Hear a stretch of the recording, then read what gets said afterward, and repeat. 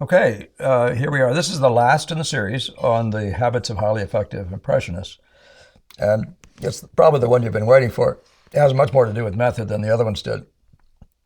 After doing it, I realized there were whole bunches of stuff I could have added into the problem solving one, but you'll run into it all the time. It's your everyday stuff. And just find good thinking strategies, find good problem solving strategies, and read in other disciplines to do it. Um,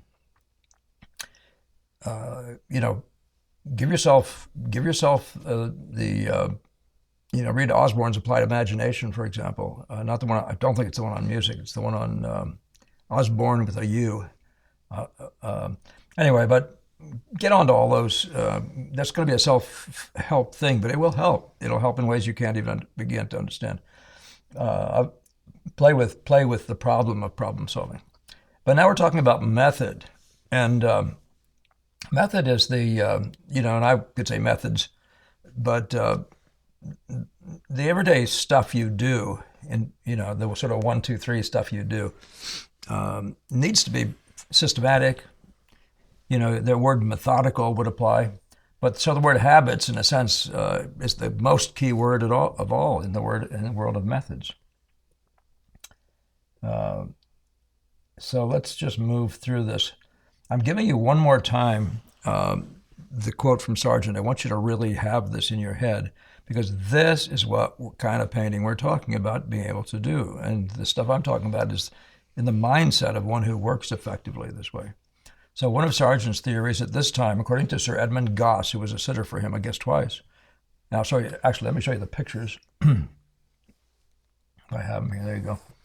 So you have them in your mind for a second or two. But you can see right away when you look at his work that this is the way it is. His Sargent's theories at this time was that modern painters made a mistake in showing that they know too much about the substances they paint. I'm interested in that. Goss calls it theories. I mean, we all live in a place where this is the way we work. This is our basic thinking.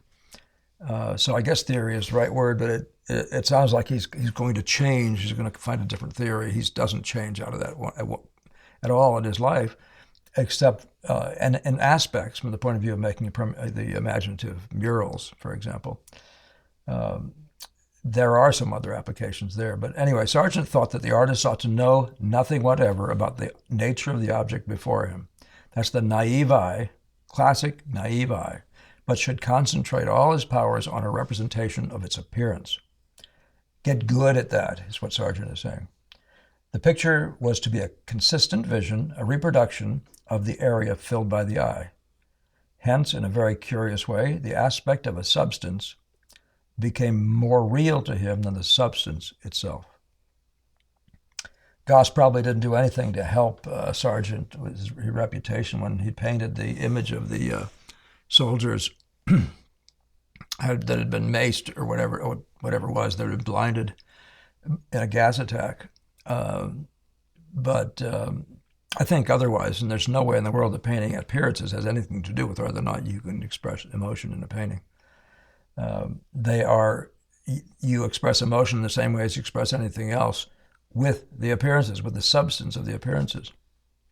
And so if you're painting guys lined up in a row, you still have the same basic problem. There's just values and how they relate to each other. And whether you've got the right pose or not might be a whole different story. Whether you've got the right expression on the face might be a different story. But if you do have it there, then everything that's in front of you is simply blobs, color blobs. Its location and what it does when it meets the next one, okay? Just the right color, the right value in the right place. Easy to understand, hard to do. And here's Tarbell doing the same thing, of course. This is exactly the same thinking. These people aren't working from anatomy or any of these other things. They're studying the appearances. They're students of the appearances, right? And yet what they're producing is no different, and in some ways significantly other in a positive way than for example, academic painting that isn't painted that way. That isn't painted. When is anything ever really, in one sense, not all the information throughout painting is based on the idea of appearances. It's just that early on, people didn't didn't know how to do it, didn't do it much. But lots of painters through history, and we're talking about Rembrandt. Well, let's talk about Leonardo, then talk about Rembrandt, talk about Velázquez. Lots of people clearly moved over. Another one is Sargent. They clearly moved over to the world of pure appearances, and aren't painting out of their heads. So by the end there, so understand that concept is behind everything we're about to tell you. And here's another one by Joseph DeCamp. All right. So these are some of the things, and believe me, this is not definitive. It's not the last word in the habits, but these are habits. And I didn't say the habits. I said habits of a highly effective impressionist, painters of appearances, ocular painters who are out of their minds, right? But in their eyes, everything that the appearances, all the relationships and values, etc. All right, so the first one is articulating the majors and truthfully generalizing the rest. That's a particularly important skill when you're trying to get the canvas covered. So let me just say it to you, the majors, the larger masses, the stronger players, the great proportions, the big forms, these are the classes of the majors. And so you articulate them well, but we're going to cover the canvas in such a way that the other parts are left behind, but not to our disadvantage, shall we say. So you have to have that skill, the ability to cover the canvas, being very precise about the truth of your majors, major color relations, all that stuff, and yet figuring out a way to get through the canvas. So that's one of those things that we do. Articulate, and then you come back to it again. Everything out in the canvas is fair game to be done over again, right? You're just reviewing everything in a area at a time, in all the area, the whole thing at once, as before.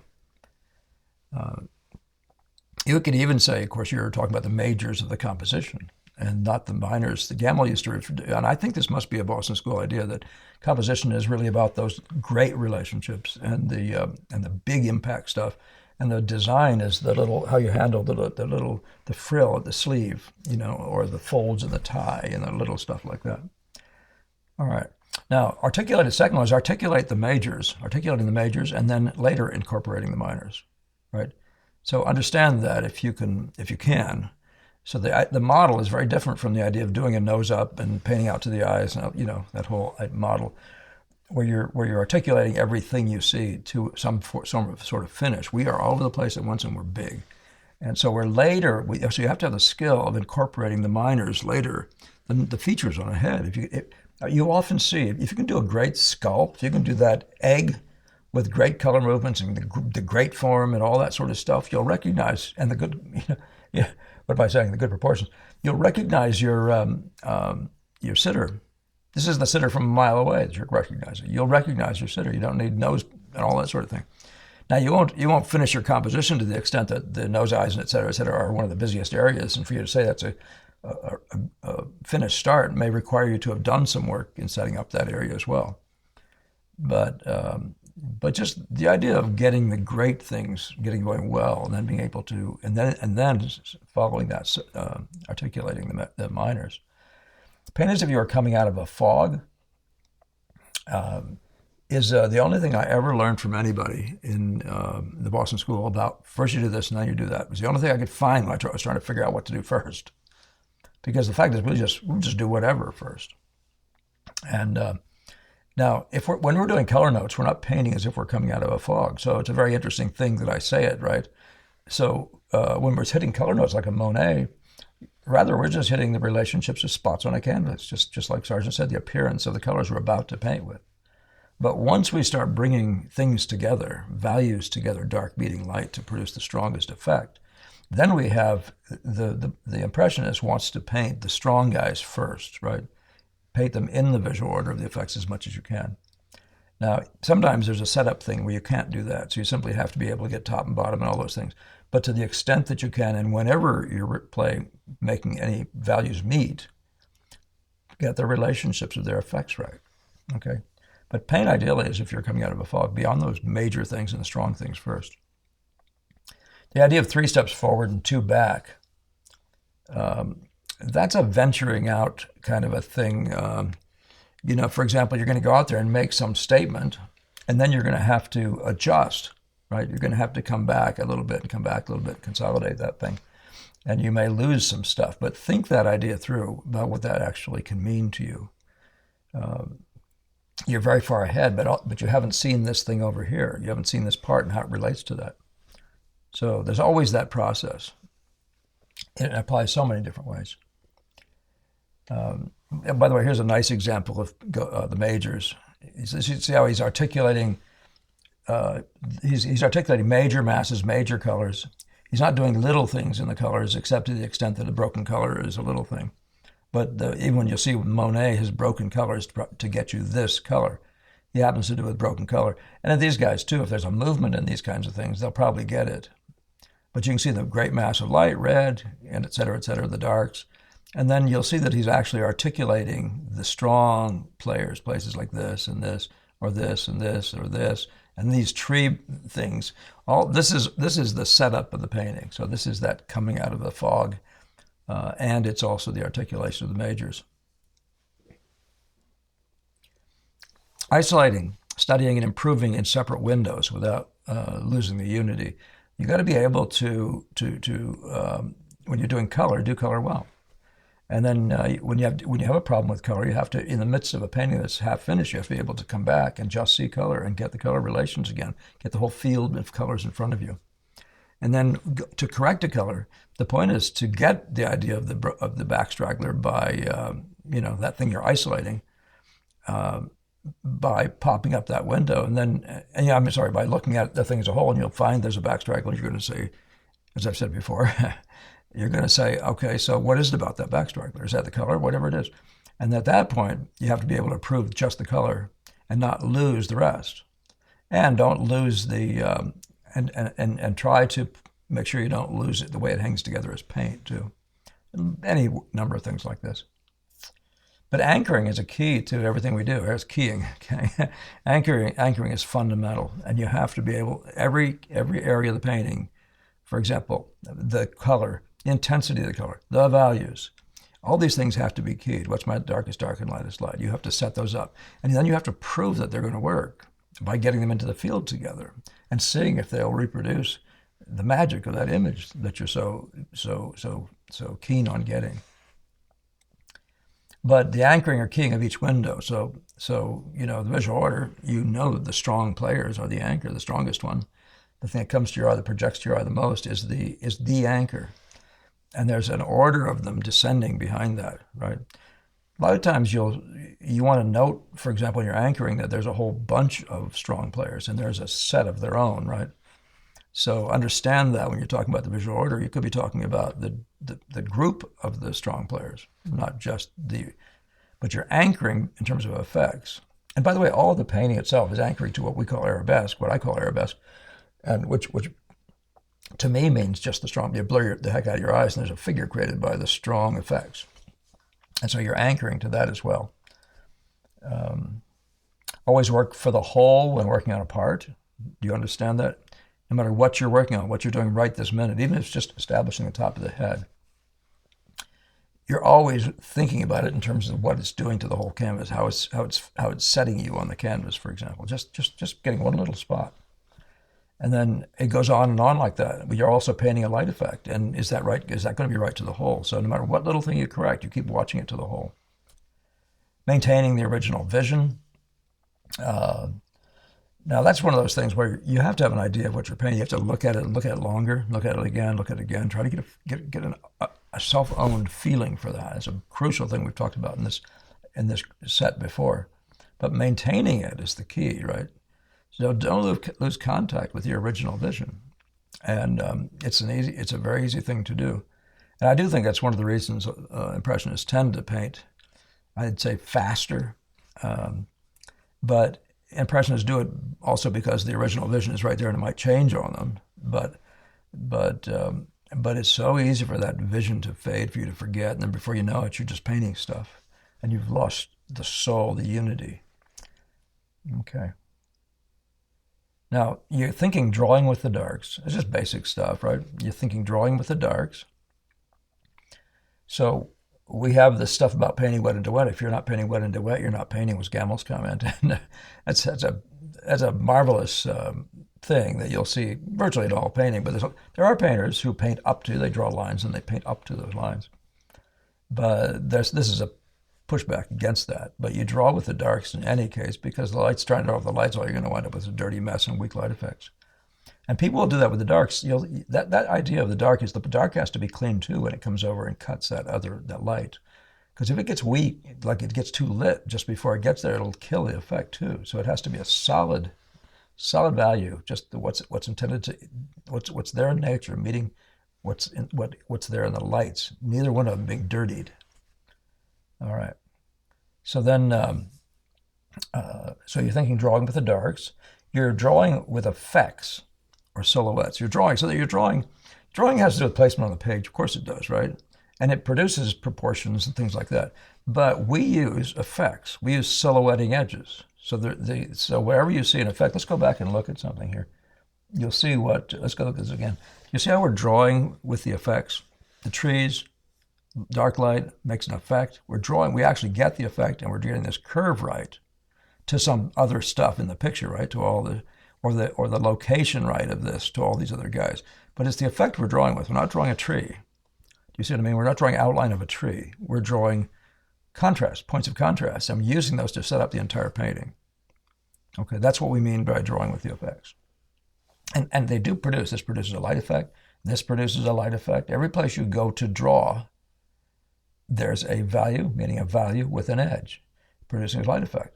And your job is to place that properly on the page and in relation to every other unit out there that it can be related to. And in the end, of course, every area wants to be right to every other area, right, for it to be the same impression. All right. So let's go to I think that was the last one of that group. Yeah. So drawing with the effects or the silhouettes.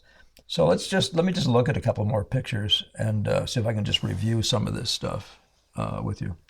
So this picture, you can see that this is begun with mass, so this is major, this is a start, this is just a demonstration by me. And so you can see that these colors here, I'm trying to get the life in these golds. This girl came in with beautiful, so I wanted to say straw hair, reminded me of the girl who wove her hair into gold. What was that? Fairy tale. But what you can see is the major masses of this. You can see the major mass of blue, spotty though it is. You can see the major mass of the yellow and the red, right? Those things are well established as major colors. Now you can see the form is established in a major way, the grand egg here. But then so are the top readers in this area, because this area really did have to be busy to project the general effect. Now, even while we did big stuff, we got enough of the spots going so that the busyness of this area, enough of the darks, the lights, so the busyness of this area would also begin to play its role. And even these curving lines, whatever role they have to play in the composition, maybe they're relating to other lines slanting the same direction, perhaps, in that classic world of a set. And remember, you're always designing, which we could have mentioned. But again, what was I saying? The form. So this is the great egg, the idea of making the form, the skull. I mean, this rounding up here, this is not about noodling. This is form making in the grand sense, in the great suggestive sense. And yet, when we're articulating the shapes with the light effects, right? We're making light effects. We're not drawing this. We're not drawing the girl. There were no lines to start this painting. By the way, people often are telling me, "Can I please make a line?" I don't care if you make a line. I'm telling you that we draw with the effects. So the sooner you have the effects out there, the sooner you can be playing our game. Okay, to whatever extent you want to play this game, right? So remembering that the sharpness of the edge, wherever it happens, even down through here, you can see there's an edge all the way down, but you see it turns soft here, changes values, changes sharpnesses, changes color combinations, color side by side, they change. So this is just a start, though, but it has to project by the time you cover the canvas, it needs to project the look of nature in a grand ensemble sort of way. Let's see, what else can I say to you? Anchoring, again, when you start with a picture like this, you're anchoring, you set up something like this, in my case, to set up the top. And whatever we can do by way of exits, those things will be rather carefully placed. The difficulty with this one and those things is that there's drapery on a woman, and it can very easily change. So that becomes a little more problematical. You really wind up doing most of your solidifying of everything from here to about here, and just getting this really good top and focusing on getting that where you really like it. And but again, the majors to the minors, the great forms. We see the wall is basically flat. All this photograph doesn't show how much that's true. But we're not into fine modeling at any point. Being all over the place at once in the start is, of course, one of those things we talked about way earlier on. Yeah, let me look at the list again. See if there's something I should mention. The anchoring, we talked about anchoring.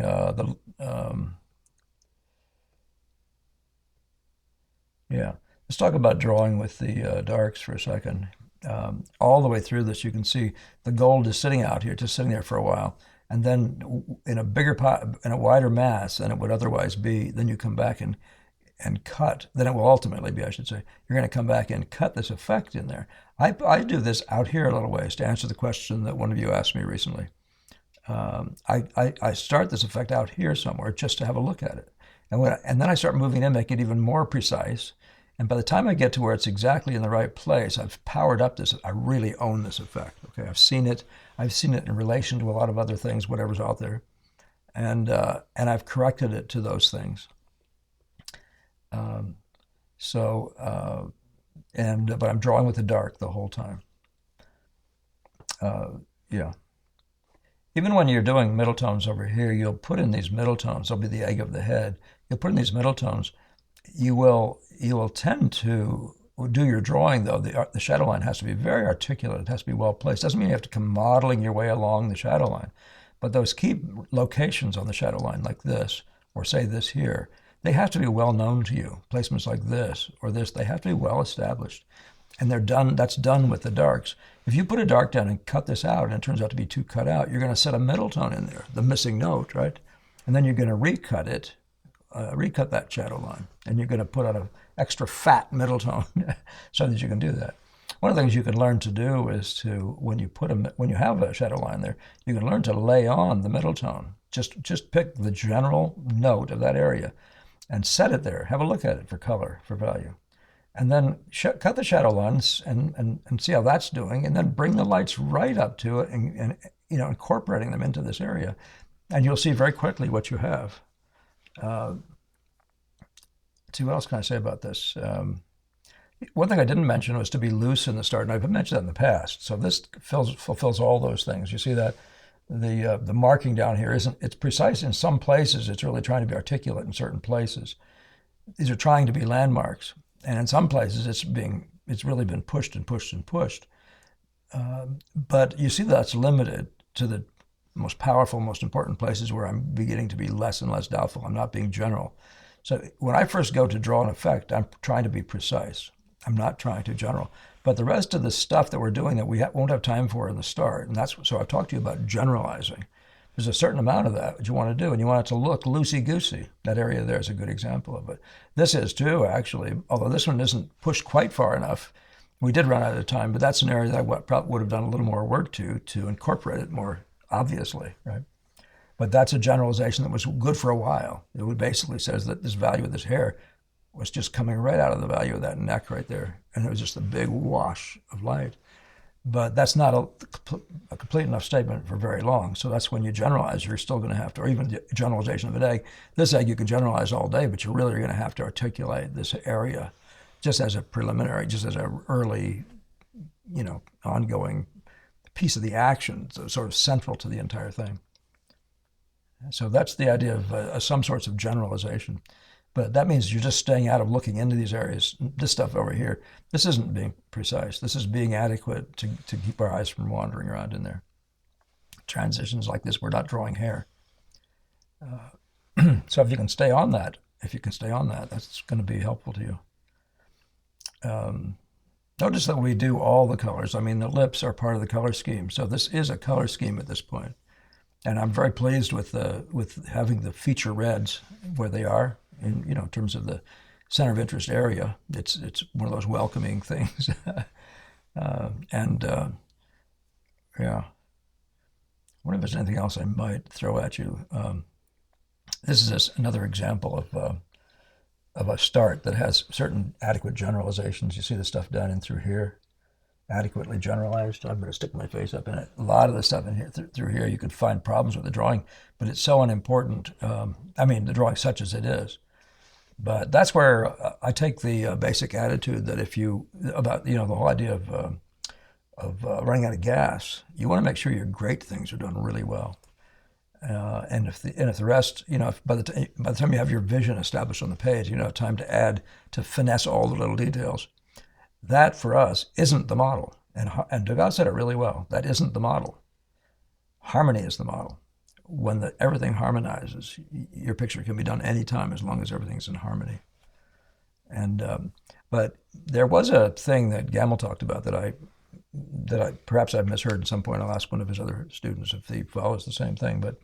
But we were certainly led to believe that the ideal picture was worked up to a certain detail, a certain clear, you'd almost argue outline-based detail. And yet, even Paxson, who really is the closest to that, really doesn't even do that. Although he doesn't approach painting as broadly as these guys do, not quite, but only by some small margin. It's pretty nearly the same thing. But he seemed to have had that model, though, about working lots and lots of the areas up, as if there was something in that, like when you had a Vermeer, an old style, an old way of thinking. So, but you can see that this is suggestive. Look at the area here, and the generalizations in through here. That's that level of generalization that makes for you to be able to keep your focus on powerful, important things, right? And all those areas where you can have a piece of drawing here, but then lose the rest of this into the passage behind it, et cetera, et cetera. Even when you're doing all this stuff here, the longer you can wait to put differences in here. Now, you can't wait very long because at some point it doesn't begin to look right. This is all one flat note. So this probably will already have a movement in it, but it won't necessarily have any drawing separations and things like that. But you're looking for opportunities to generalize, so I wanted to mention that. But in the meantime, you're being this is like finished. This is so articulate that it looks like you've got everything you'd want to have in terms of establishing the gloss of a porcelain vase. This is from the Blue Cup by Decamp, by the way, just so you all know, and I don't have a copy of it here to show you. So let's go back and see if there's anything I've left out of here. Okay, let's see. Majors, minors. I think we've talked about all these things. Paint as if you're coming out of a fog. I'm going to go look at a different picture, I think.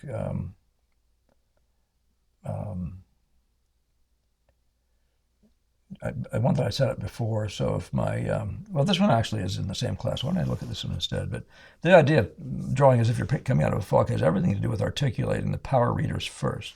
Okay, these are power readers, right? If you blur your eyes and look at this thing, you'll see what I mean. Power reader. Power reader. I use the word reader, meaning you can read shape there.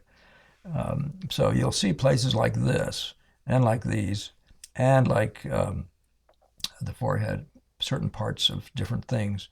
And those are the things that we're working with in this kind of painting, right?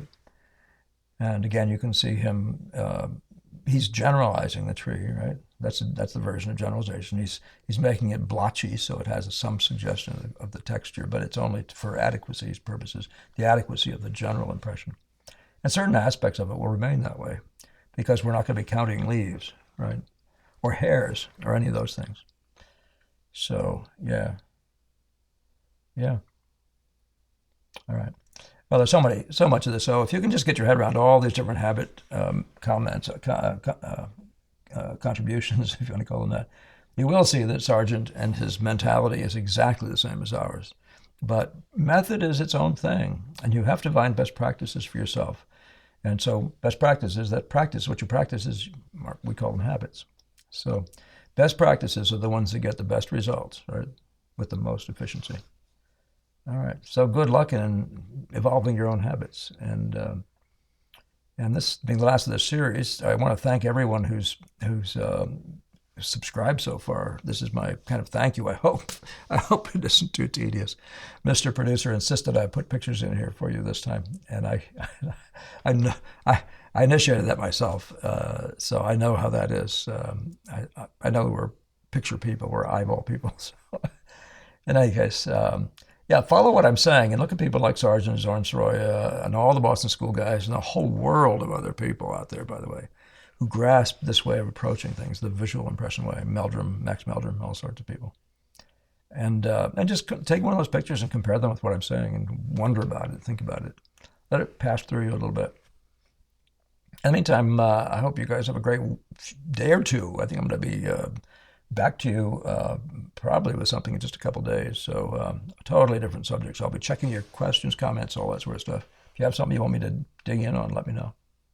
All right. Thank you all again for your kind donations, subscriptions, comments. Everything's appreciated. The likes, and especially sharing. I really like that you're sharing with other people. We're well over the 9,000 subscriber limit, and I do mean to do two things. One is to have another one of our live things, but I'm also trying to figure out a way to get one of you guys also to join me, if that's a possibility, and see if I can get some. I'll probably experiment with it with a student of mine, but I'll try see if I can get some direct feedback, so that you can that person might be digging in on questions you also have if you heard me making these comments.